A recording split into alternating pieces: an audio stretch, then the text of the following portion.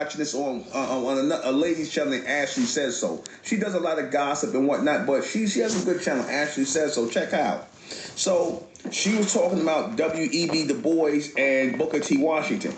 Booker T. Washington started, he was actually started a college that trained, bronze people, Americans, at first Americans, to be carpenters, woodworkers, businesses and things like that, trades where they could make money. All kinds of things they was doing, progressive things, trades they could make money, and he was successful. People was building and doing all kind of other stuff, taking up things in college that would benefit them, practical things, skilled labor.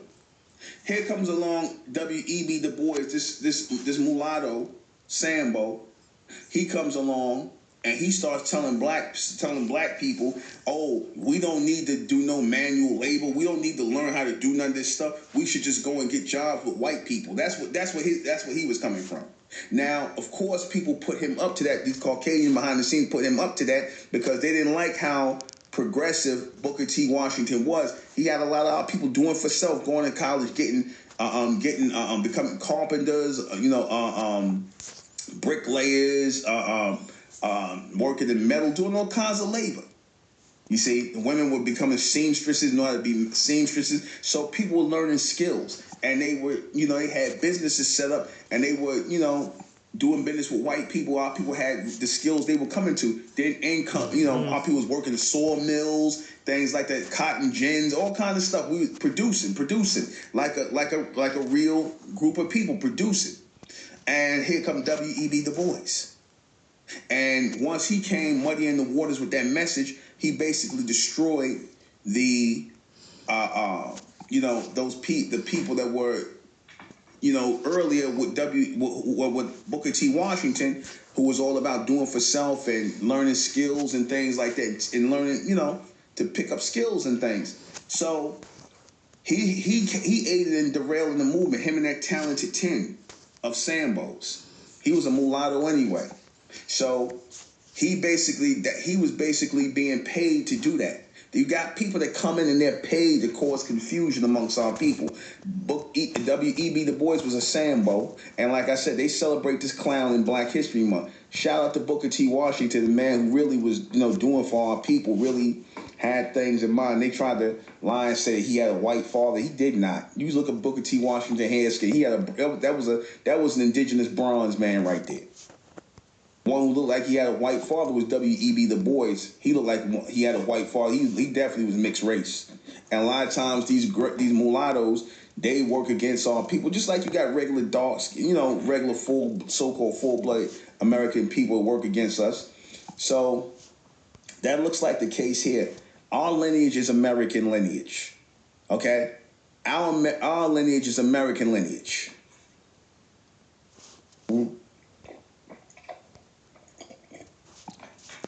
Because who else can realistically claim American lineage but us? Who else can claim American culture but us? We already know that Europeans, white people, are not Americans, even though they're trying to mesh their way in with the so-called Native Americans, the Mongolian Native Americans who are on the reservations. They're trying to mesh in with them. And let me tell you something why they reclassified us from being American Indians, the real Americans of this land, the real copper-colored races was found. And let me tell you why they reclassified us.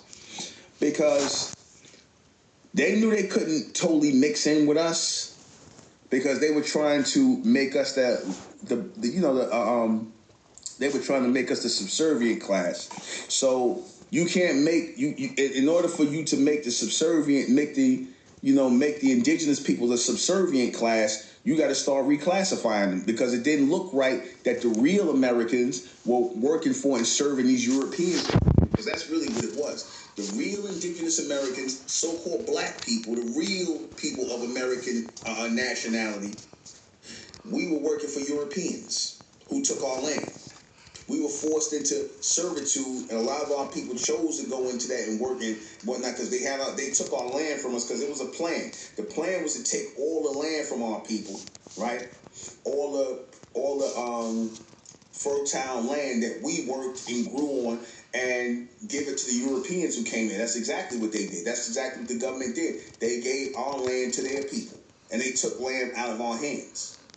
Millions of acres went out of our hand, and then they used the USDA. See how they used their system to destroy our people? They used the USDA to systematically take black people, so-called black people, black Americans' land from them. They use the USDA system right now. Our people was filing so much land was lost in the USDA, the United States Department of Agriculture. So much land was lost from our people, indigenous Americans, first Americans, from cheating us and all them racists working for the USDA. The goal was to take the land out of our hands and put it in white people's hands. The goal was to make us dependent on white people. The goal was to get us to have to work for them. That's why they didn't like seeing our people with land. So when they saw people like Booker T. Washington getting black people to do for themselves, creating an economic bloc for black people, they sent in W.E.B. Du Bois, which is also the reason why Martin Luther King was platformed to work against people like the Honorable Elijah Muhammad, who was coming up and teaching our people to do for self. So that was all the dynamic going. It worked. That was later on where they raised up Martin Luther King. Martin Luther King was only raised up as a civil rights leader to destroy the economy of first American people here, so-called black people. That's why the civil rights movement was really pushed to destroy our economy. It wasn't to help us integrate with white people. It wasn't about that. It was about destroying our economy, making sure that we never were able to build our own economy, that we would always have to depend on them. That's really why they did that. So it's the same thing with these titles. You see, like FBA, DAFA, Daffy, whatever this nonsense is, Umar Johnson talking about. These are all titles that keep us away from who we truly are, Americans. We are American by nationality. Everybody else comes from someplace else. And if you're not saying that to our people, then you're working against our people.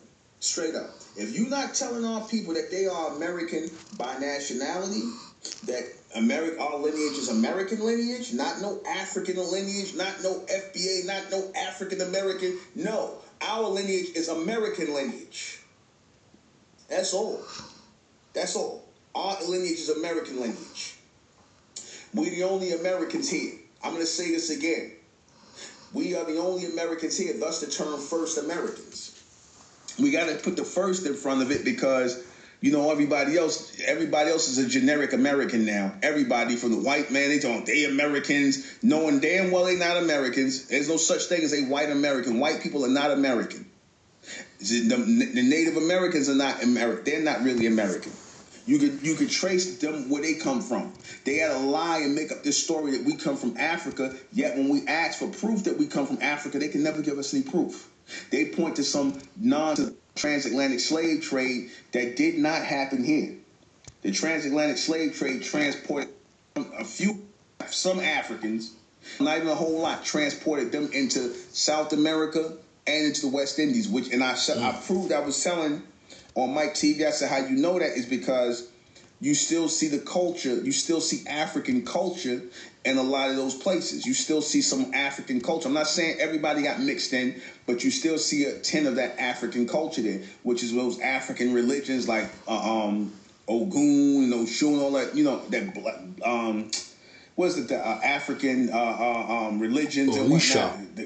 Putting spells on people, all that voodoo. I guess you call it voodoo, whatever. But that comes from Africa. So that shows you that those Africans who were shipped into the South America and into the West Indies to work on sugarcane plantations, they brought their culture and they brought their way of their religion with them.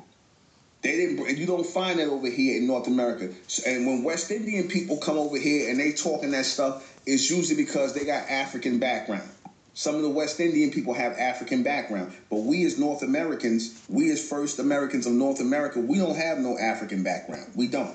They're lying when they talk about, because what they really want to say is anybody look like me, anybody look with dark skin and woolly hair, we African. Man, don't let these people misclassify us no more. Africa got its own people. America had its own people when they came here. Man. Who was those copper-colored races who the Europeans found here? It can't be talking about the Mongoloid Native Americans, because now they're trying to get dark skin, and they try to get brown skinned so-called Native Americans. They saying that's the people that they talking about. No, they are not.